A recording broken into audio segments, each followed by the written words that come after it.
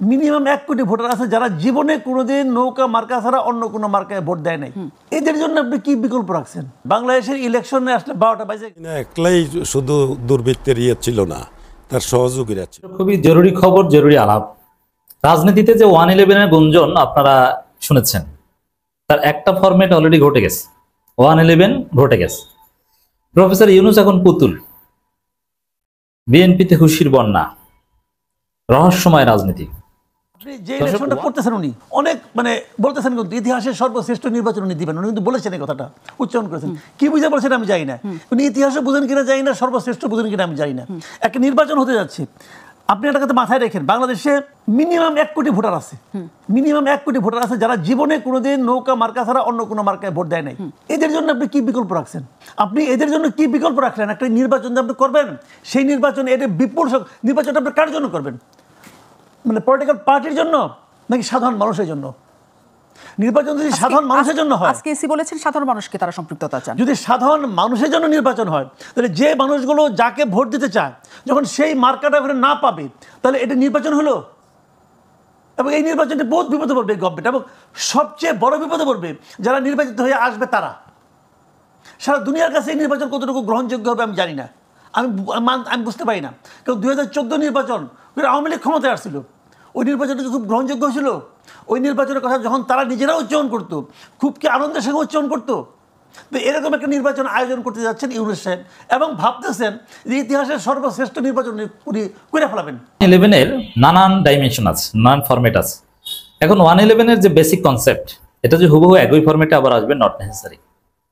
এক ফরম্যাটে কখনো আসে না, কারণ ওই ফরম্যাটের চোরাগলি সব মানুষের কাছে পরিচিত। ওই ফরম্যাটে 111 আসতে চাইলে মানুষ এটা গ্রহণ করবে না।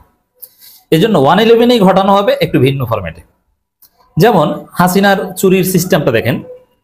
হাসিনা 2014 সালে করলো ভোটারবিহীন নির্বাচন। এরপরে 18 সালে চিন্তা করলো যে না, 18 সালে আর ভোটারবিহীন নির্বাচন করা যাবে না। তারপরে বিএনপি সহ সবাইকে নিয়ে রাতে ভোট নিয়ে নিল। 24 সালে দেখলো না, এবার আর রাতে ভোট নেওয়া যাবে না। এরপরে করলো ডামি নির্বাচন। তো একভাবে বারবার চুরি করা যায় না।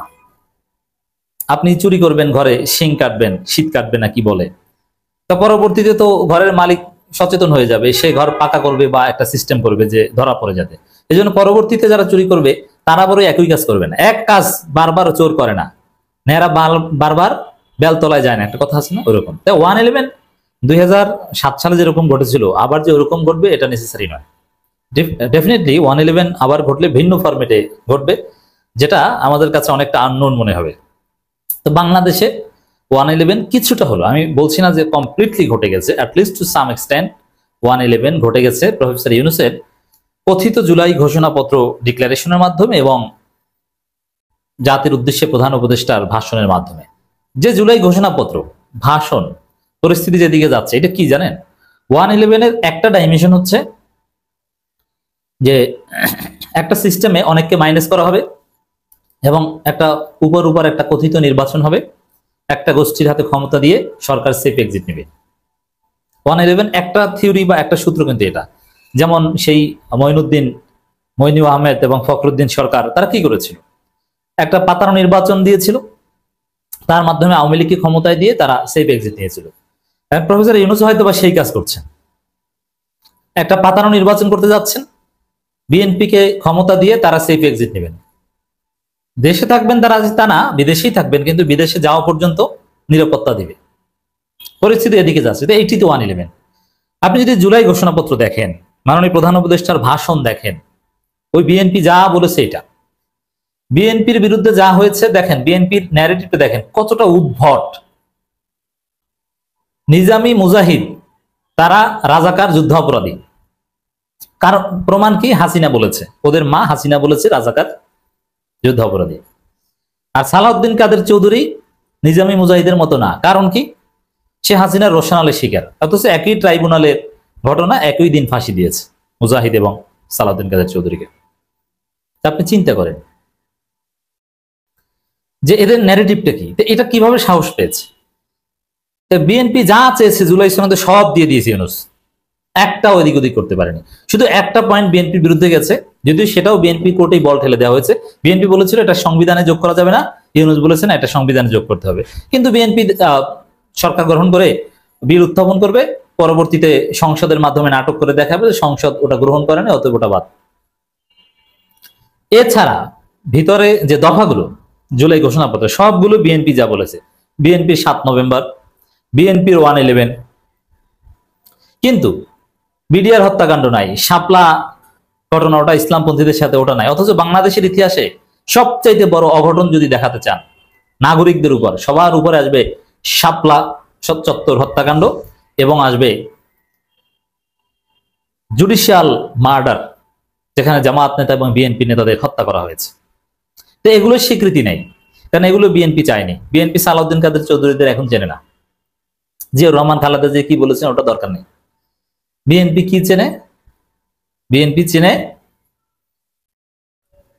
যা ওইটাই দিয়ে দেওয়া হয়েছে। 7 নভেম্বর, 1/11, 1990, অথচ ইসলামপন্থীদের সাথে রিলেটেড কিছু দেওয়া হয়নি।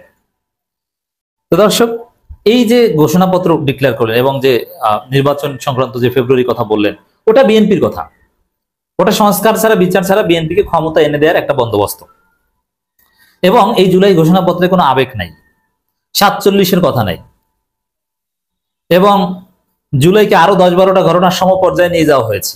আলাদাভাবে এটা কিছু না, জুলাইয়ের চাইতে আরো অনেকগুলোকে নিয়ে ওগুলোকে গ্লোরিফাই করা হয়েছে। এর মানে বিএনপি যেটা চেয়েছে জুলাই যেন বেশি বড় না হয়, কোন রকম একটু থাক, ওটাই হয়েছে। তো এতে এটা কি আসলে কি এটা ডক্টর ইউনূস দিয়েছে? যারা তাকে এখন তাকে পুনর্বাসিত করার প্রচেষ্টায় লিপ্ত আছে, বিভিন্ন মিথ্যাচার করে তাদেরকে পুনর্বাসিত করা। আরেকটা হলো তার শাসনামলে যে নৈরাজ্য, মানুষের বাকস্বাধীনতা সবকিছু মিলিয়ে তারা চেষ্টা করছে যে মানুষের মধ্যে দুঃখ কষ্ট বাড়িয়ে দেওয়া, এবং সেই দুঃখ কষ্ট বাড়িয়ে দিলে মানুষ মনে করবে যে ওই দুর্বৃত্তই ভালো ছিল। এটাও আমরা মনে করতে পারি যে এটার প্রতিফলন ঘটানোর জন্য প্রশাসনে ঘাটতি মেরে থাকা সেই লোকগুলো এখনো দেশের আমাদের জুলাই অভ্যুত্থানের হাজার হাজার লোকের শহীদের রক্তের সাথে বেইমানি করার ষড়যন্ত্রে লিপ্ত আছে। আজকে কয়েক হাজার লোক তো আপনার জুলাই অগাস্টের হত্যাকাণ্ড হয়েছে, শুধু জুলাই অগাস্ট চিন্তা করলে হবে না, 16 বছর 17 বছরের গুম খুন, হেফাজত হত্যাকাণ্ড, এবং আরো যে তাদের বিরুদ্ধে যখন বদ্ধ পালন হয়েছিল সারা দেশে, তখন বিএনপির লোককে, বিএনপির কর্মীদেরকে গণহারে পাখির মতো মেরেছে। তো এরপরে শুধু আমি তো হাজার হাজার না, লক্ষ লক্ষ মানুষ খুন হয়েছে। এবং দেখেন তৎকালীন সময়ে সেনাবাহিনীতেও যারা ছিল, যারা গণমানুষের কথা চিন্তা করতো বা মানবিক দৃষ্টিভঙ্গিতে তারা কথা বলেছে, তাদেরকেও গুম করা হয়েছে, তাদেরকে আয়না করে নেওয়া হয়েছে। তারপরে কিছু কিছু লোককে, আমাদের এটা মুসলিম অধ্যুষিত দেশ, মানুষ নামাজ কালাম পড়ে ইসলামী আদর্শে বিশ্বাসী, তাদেরকে বিদেশের কাছে তকমা লাগিয়েছে তারা জঙ্গি, এবং এই জঙ্গি তকমা লাগিয়ে আমাদের সারা দেশের মানুষকে, বাংলাদেশের জনগণকে বিদেশের কাছে জঙ্গি হিসাবে চিহ্নিত করেছে। এত বড় দুর্বৃত্ত তারা। তো সেখানে কতগুলো বিচার বহির্ভূত হত্যাকাণ্ড, তারপরে মানুষের এইভাবে লক্ষ লক্ষ লোকের শহীদের রক্তদানের মধ্য দিয়েই কিন্তু আমাদের যেই জুলাই অভ্যুত্থান এসছে, এটাও আমরা মনে করি খোদা তাআলার ঐশ্বরিক রহমতে এই ফেসিবাদ দমনের জন্য ছাত্রদেরকে এইভাবে তারা একটা ছাত্র যেই সংগঠনের আন্দোলন, এটা এইভাবে আসছে। আরেকটা জিনিস বলার অপেক্ষা রাখে না, ছাত্র আন্দোলন এবং তার পাশাপাশি আরেকটা আন্দোলন ছিল, দেশ যখন খোলাসা হয়ে গেল, টাকা নাই, তখন বিদেশে লোন পাবে কি পাবে না, তখন আমরা রয়েছে ওখানে, তখন সালমান এফ রহমান সহ শেখ হাসিনা সহ একটা যুক্তিবুদ্ধি করলো যে ব্যবসায়ীদেরকে ধ্বংস করার জন্য, তখন সার্বজনীন পেনশন স্কিম, সার্বজনীন বাধ্যতামূলক সার্বজনীন পেনশন স্কিমের নামে আরেকটা ডিপার্টমেন্ট খুললো। তখন এই যে আপনার আসিফ নজরুল সাহেব সহ অনেকেই, সব শিক্ষকরা এটা প্রতিবাদ করেছে। আজকে সেই আসিফ নজরুল আইন মন্ত্রণালয় রয়েছে, এবং সেই আইন মন্ত্রণালয়ের উপদেষ্টা, আর ঠিক এখনো সেই সার্বজনীন পেনশন স্কিম অব্যাহত আছে। তাহলে আমরা কি করে বুঝবো যে আমাদের যারা আন্দোলনের অংশগ্রহণ ছিল, এই আসিফ নজরুল সাহেব সহ শিক্ষকরা, তো তারা কি এখন উপদেষ্টা তো সে আছে, মেইন রোল পাঠ করছে, কিন্তু কই এখনো তো সেই সার্বজনীন পেনশন স্কিম অব্যাহত আছে, এবং রাষ্ট্রীয় অর্থ ব্যয় করে বিভিন্ন বিজ্ঞাপন প্রতিষ্ঠানও তারা বিজ্ঞাপনও দিয়ে যাচ্ছে, আমরা শুনতে পাচ্ছি। আর মনে বড় কষ্ট লাগে যে হাজার হাজার লোকের রক্তের উপর দিয়ে গঠিত জুলাই অভ্যুত্থান, আর সেখানে তারা সেই অবৈধ পরিকল্পনা, সেই পুরনো কাঠামো অব্যাহত আছে। তাইলে আমরা কি করে বুঝবো যে আমাদের প্রতিফলন ঘটতে যাচ্ছে বা ঘটছে? কাজেই এটা রাজনীতিবিদদের বিষয়। এখন আমাদের রাজনীতিবিদরা আসুক, আমরা শুধু রিফর্ম করব। কি রিফর্ম করব? রিফর্ম করব তো